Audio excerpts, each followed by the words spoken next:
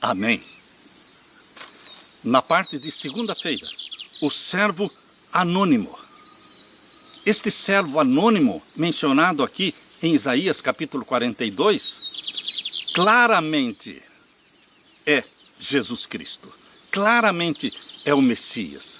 Não diz o nome dele, mas dá as características, os traços de caráter dele.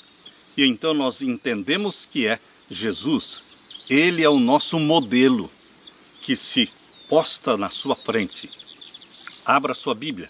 Isaías 42, Jesus veio para ser servo, o servo sofredor.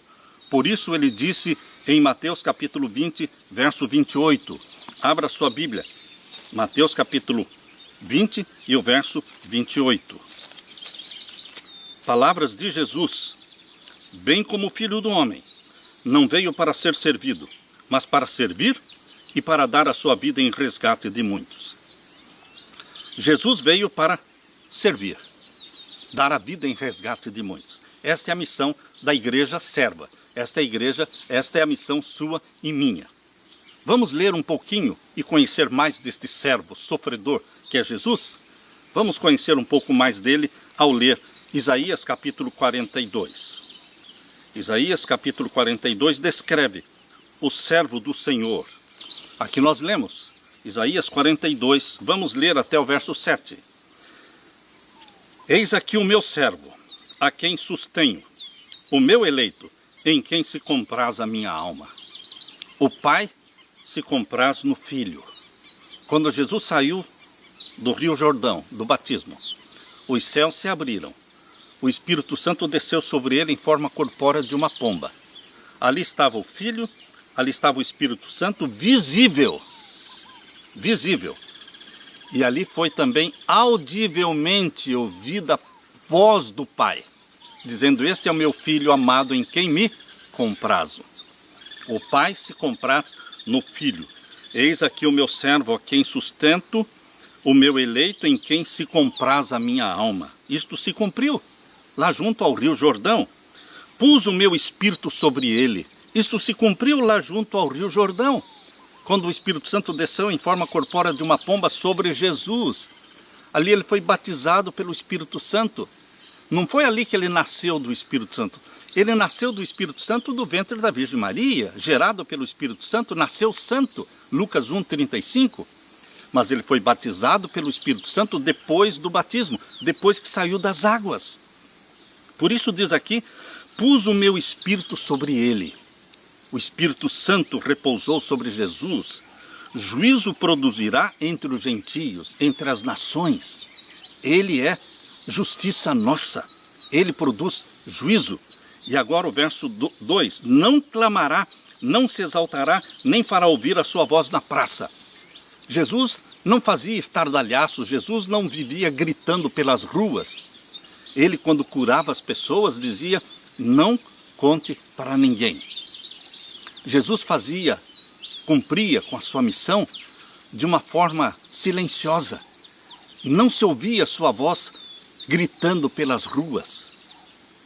Queridos, Jesus Cristo disse para os leprosos, os 10 leprosos que foram curados: vão e se mostrem ao sacerdote. E eles foram. E quando eles se sentiram curados, somente um voltou para agradecer. Jesus Cristo, ele não queria ser seguido somente por causa dos milagres. Por isso ele dizia: não conte, não conte.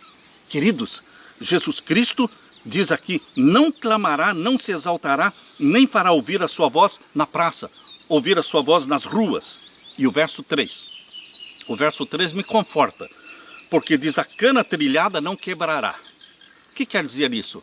Ele não esmagaria o galho quebrado. Ou seja, um galho quebrado já está quebrado. Ele só precisa ser consertado. Uma vida quebrada, uma vida caída, não precisa que ninguém pise sobre ela. Ela precisa ser levantada. Esta é uma alma que precisa ser curada. E esta era a missão do servo, Jesus Cristo. Ele curava o galho quebrado, o caniço, não é, que está esmagado. Aqui diz, a cana trilhada não quebrará, nem apagará o pavio que fumega. Uma velazinha, não é?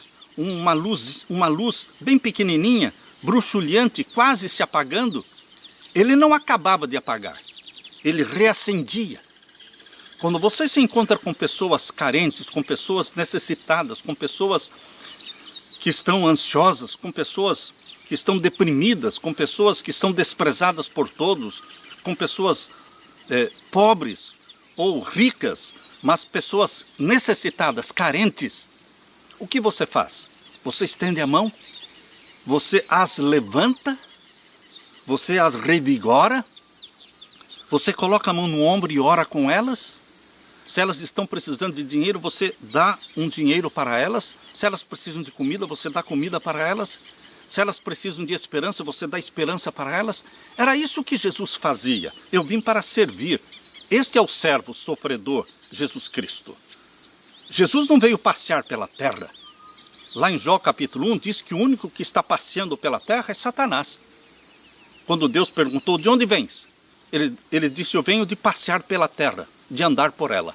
Jesus não veio passear pela terra, ele veio com uma missão, ser um servo sofredor, porque viver nesta terra, servindo a Deus, atrai o ódio de Satanás, os ataques de Satanás. Por isso Jesus foi um servo sofredor, mas ele levantava os caídos, estendia a mão ao que estava caído. E aqui diz o verso 4, não faltará nem será quebrantado até que ponha na terra o juízo, e as ilhas aguardarão a sua doutrina. Sim, todas as ilhas e nações estão sendo ensinadas pelas doutrinas de Jesus. Verso 5, assim diz Deus, o Senhor que criou os céus e os estendeu e formou a terra e a tudo quanto produz, que dá respiração ao povo que nela está e o espírito aos que andam nela. Esse servo sofredor é o Criador dos céus e da terra, conforme diz lá em João capítulo 1 de João, versos 1, 2 e 3, diz que ele é o verbo que tudo criou, nada que tenha sido criado no universo foi criado sem ele, porque ele é o originador e o criador de tudo, e ele se tornou carne. João capítulo 1, verso 14, diz, o verbo se tornou carne, e se tornou um de nós, e nós vimos a sua glória como a glória do unigênito do Pai. Queridos, ele é o Criador, mencionado aqui em Isaías 42, verso 5. E aqui diz, verso 6, eu, o Senhor, te chamei em justiça, e te tomarei pela mão, e te guardarei, e te darei por conserto do povo, e para a luz dos gentios. O Pai cuidou do Filho durante os 33 anos que viveu na terra, cuidou dele, abençoou-o, e ele nos deu Jesus Cristo para ser o conserto, ou seja, ele é o elo nesta aliança entre o pecador e Deus, e para ser luz das nações. Jesus disse, eu sou a luz do mundo. Jesus é a luz das nações, a luz dos gentios. E o verso 7, Deus o incumbiu de abrir os olhos aos cegos, para tirar da prisão os presos e do cárcere os que jazem em trevas.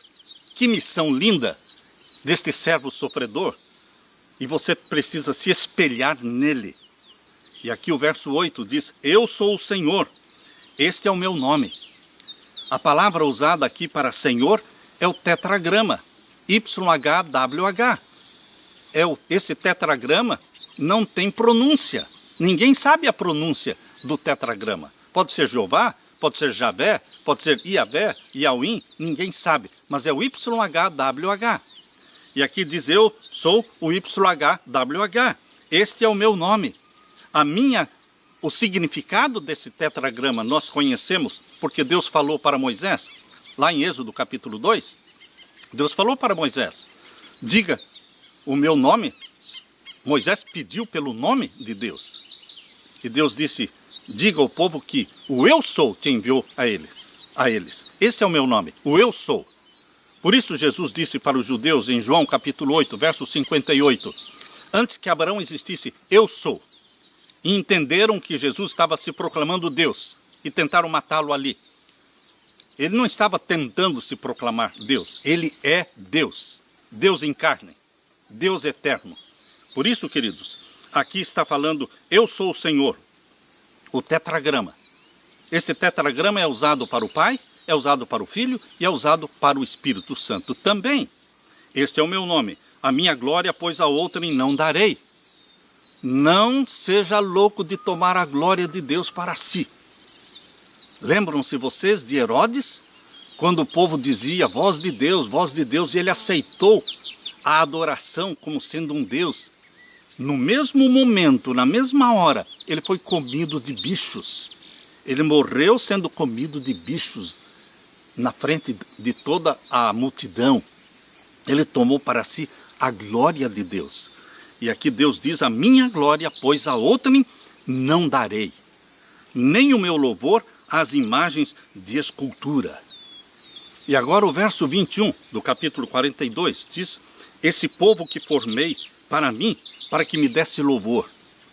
Você foi criado, meu querido irmão, minha querida irmã, para viver dando glória e dando louvor ao Criador dos céus e da terra. Esse povo que formei para mim, para que me desse louvor. Contudo, tu não me invocaste a mim, ó Jacó, mas te cansaste de mim, ó Israel.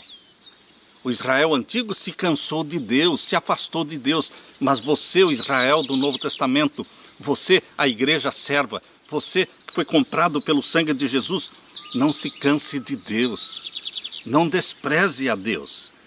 E aqui diz o verso 24, me deste trabalho com os teus pecados.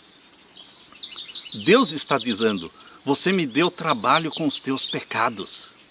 Como é que nós podemos dar trabalho para Deus com os nossos pecados? Quando nós pecamos 1, 2, 3, 4, 5, 10 vezes o mesmo pecado. Queridos, Deus é misericordioso, Deus é graça. Ele nos perdoa dezenas de vezes o mesmo pecado. Mas nós não podemos ficar brincando com Deus. Nós não podemos ficar abusando da graça de Deus. Aqueles pecados que nós já sabemos que são pecados, nós devemos confessá-los e pedir, em nome de Jesus, o poder do Espírito Santo, para não voltar mais a praticar os mesmos pecados. Nós ficamos encalhados como um carro, como um caminhão encalhado na lama, patinando, não sai do lugar. Muitos estão encalhados nos pecados de sempre. Nós precisamos confessar, abandonar e avançar na estrada da santificação. É quando nós confessamos e abandonamos que o Espírito Santo nos faz avançar na estrada da santificação, porque Ele poderá nos revelar outros pecados, outros defeitos de caráter, que Ele não pode revelar enquanto estivermos afogados ou encalhados nos pecados de sempre. Vamos avançar na estrada da santificação. Por isso diz aqui, me deste trabalho com os teus pecados e me cansaste com as tuas maldades. E o verso 25, eu mesmo sou que apago as tuas transgressões. Jesus está falando, eu não mando alguém apagar os teus pecados. Eu mesmo apago as tuas transgressões. Não por amor a você, mas por amor a mim. As pessoas acham difícil entender isso, que Deus apague e perdoa os teus pecados, os meus pecados, não somente porque nos ama, é óbvio que Ele nos ama, mas é por amor de mim, diz Deus. É o nome de Deus que está em jogo, é o caráter de Deus que está em jogo, é a reputação de Deus que está em jogo no universo. Por isso Ele diz, eu mesmo sou o que apago as tuas transgressões por amor de mim.